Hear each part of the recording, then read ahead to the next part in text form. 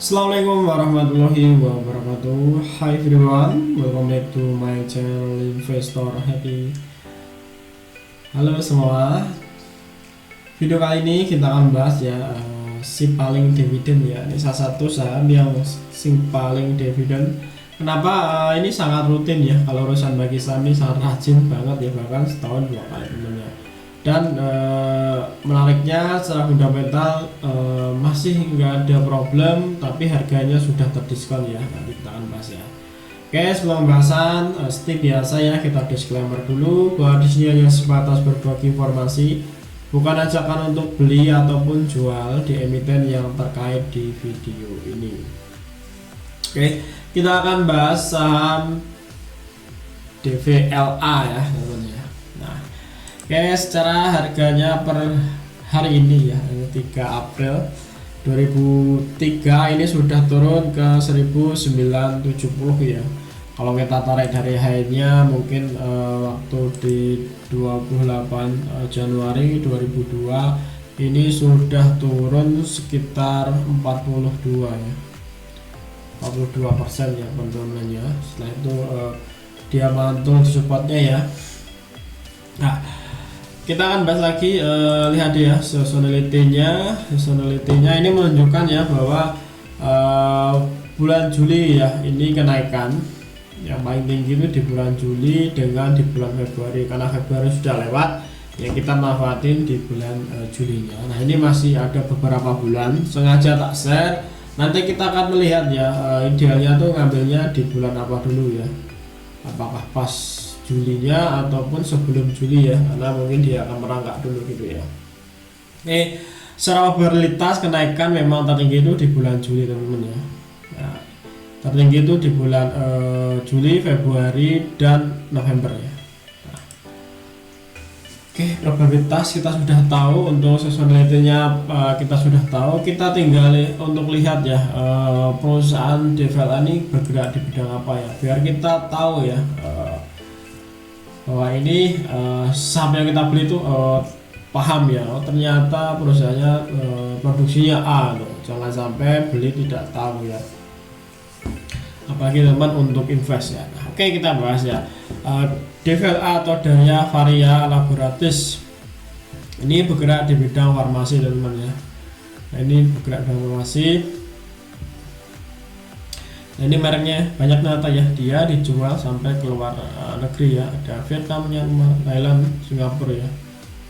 Nah, brand produk DVLA diantaranya Nature E, Enervance ya, Enervance itu ya, ini produknya dia tuh. New ZP, terus Forte, New Diabetes dan Fish. Nah, ini ya produknya yang paling terkenal ya. Nah, kita lihat sisi pemegang saham ini, pemegang sahamnya pengendali ini Blue Spire Singapura, ini pengendalinya ya 92% teman-teman ya. Nah, berikutnya ada masyarakat 8% ya, ini kecil ya, pasti di market akan tipis banget ya. Nah, untuk number shareholder, nah jumlah pemegang saham ini sekitar 1636 per Februari ya, karena Maret belum muncul, jadi masih per Februari. Nah, ini masih plus 115 ya. Kayaknya kalau kita lihat harga sudah turun, harusnya sudah berkurang ya. Nah, syukur-syukur sudah di bawah 1400 itu menarik ya. Nah, oke, dari segi shareholder, nah kita lihat ya untuk EPO-nya dulu tuh di 6200, cuma nggak tahu apakah ada stok atau enggak. Dengan tahun EPO-nya 11 November 1094 ya. Ya, saya masih balita umur segitu ya.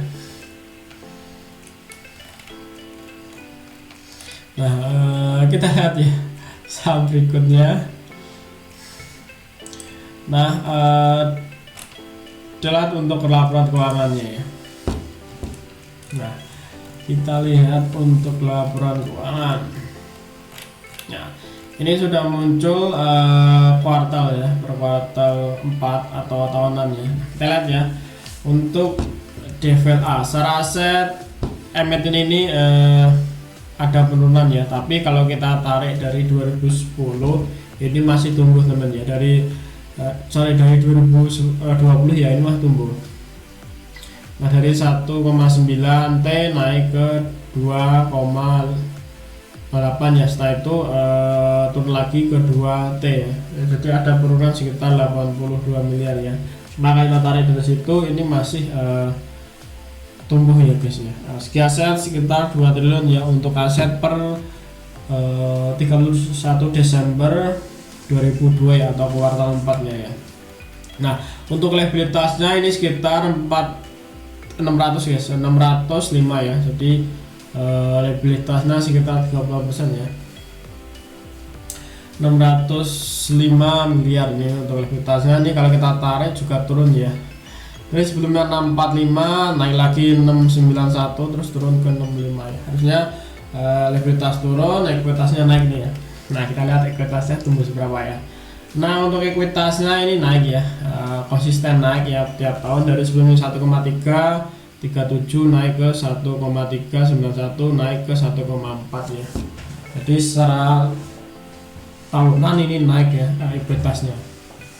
Nah terus kita lihat ya untuk laba ruginya seperti apa. Nah kalau kita lihat memang laba ruginya stuck ya, nggak kemana-mana. Yang kemana-mana cuma ini ya, harga sahamnya yang kemana-mana. Nah ini kalau kita lihat ini secara tahunan ya, setelah itu ya ini ada kenaikannya dari sebelumnya 1,9 triliun naik ke 1,917 triliun ya. Jadi ada kenaikan sekitar 17 miliar ya. Walaupun begitu beban pokok juga naik ya, sekitar 5 miliar kenaikannya, dari sebelumnya 905 miliar naik ke 910 ya. Jadi naik sekitar 5 miliar ya. Nah untuk laba brutonya ini naik juga ya, naik sekitar 5 miliar dari sebelumnya 995 nih ya, naik ke 1 triliun ya, dari 990 miliar naik ke 1 triliun. Jadi ada sekitar 5 miliaran ya kenaikan dari segi laba brutonya. Nah untuk laba bersihnya emiten ini secara year to year malah turun ya, karena beban pokoknya naik ya. Rugi penghasilan ini tahunan ini naik ya, sekitar turun ya sekitar 170 dengan total penghasilan sekitar 142 ya. Dan laba tahunannya untuk IPS nya di 133. Bahkan ini untuk IPS-nya nggak ada problem teman-teman ya, masih sama, stuck kehidupannya IPS stuck, karena nanti yang mungkin yang akan dibagikan IPS ini ya untuk dividennya nanti kita lihat ya. Semoga masih sama kayak dulu ya. Nah sekarang arus kelas memang untuk arus kas ya, untuk operasional ini minus ya sekitar 16 miliar namanya. Jadi sebelumnya positif 435, ini minus ke 16 miliar ya. Oke, secara fundamental seperti itu ya. Masih bukan laba ya, walaupun memang turun, tapi PS masih sama. Untuk cash flow operasional memang lagi minus ya, kita 16 miliar ya. Secara ekuitas juga masih tumbuh teman-teman ya. Oke, secara fundamental lebih seperti itu. Nah kita lihat ya untuk chartnya seperti apa, nanti kita manfaatin. Nah kalau kita lihat harganya saya ini sudah kemudian mantul ya dari supportnya waktu harga COVID ya. Ini pas Maret ya, ini tuh waktu COVID dulu, bahkan ini sudah drop sampai harga COVID ya. Nah hari ini kalau kita tarik ya, dari hacknya sudah turun sekitar 42 ya, 42%. Karena ini sudah cukup ini ya. Bahkan secara fundamental masih membuka laba ya, walaupun memang ada sedikit penurunan. Cuma kalau kita tarik setelah year to year juga nggak begitu ini guys ya, nggak begitu signifikan sepertinya. Nah kita bisa manfaatin bagaimana mas. Nah kalau kita lihat emiten ini cukup unik ya dan bisa diikutin. Nah ini dia rata-rata dia bagi dividen di bulan Juni Juli ya, jadi itu. Terus ketika bagi dividen, nah rata-rata lagi dia menaik temennya, naik.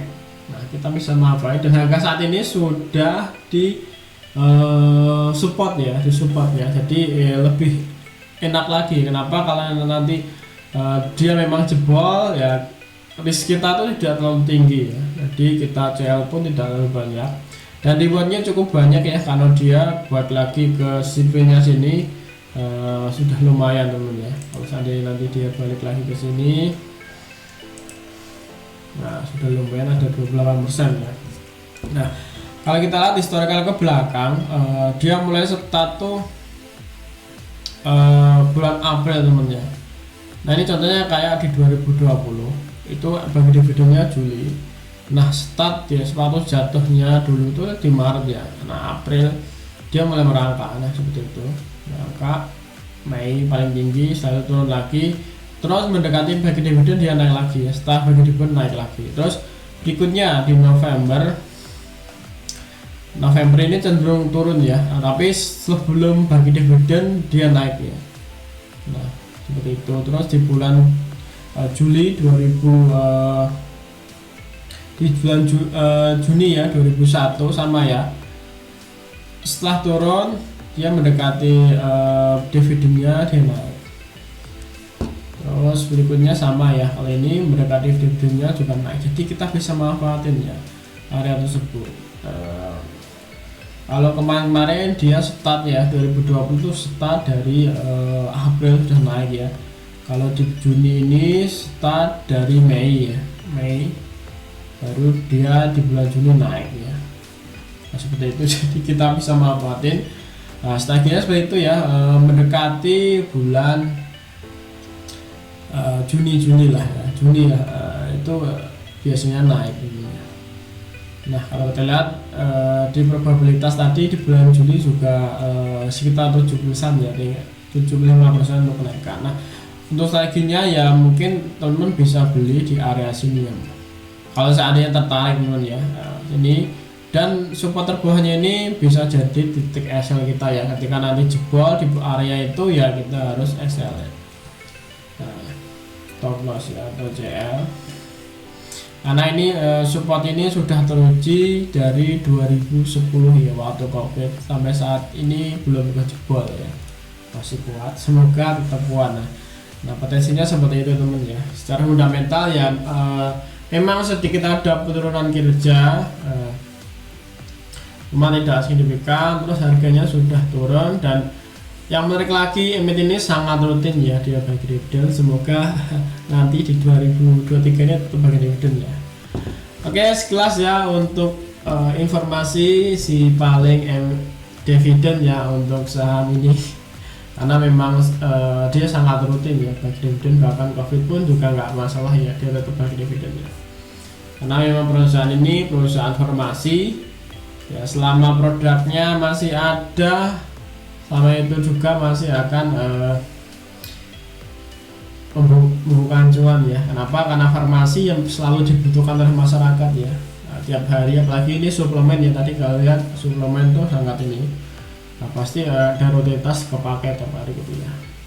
Oke, terima kasih semua yang sudah nonton video ini. Kalau teman ada pertanyaan, kalau ada request, silahkan aja tulis di kolom komentar. Sampai ketemu di video berikutnya. Happy cuan and happy investor. Bye bye.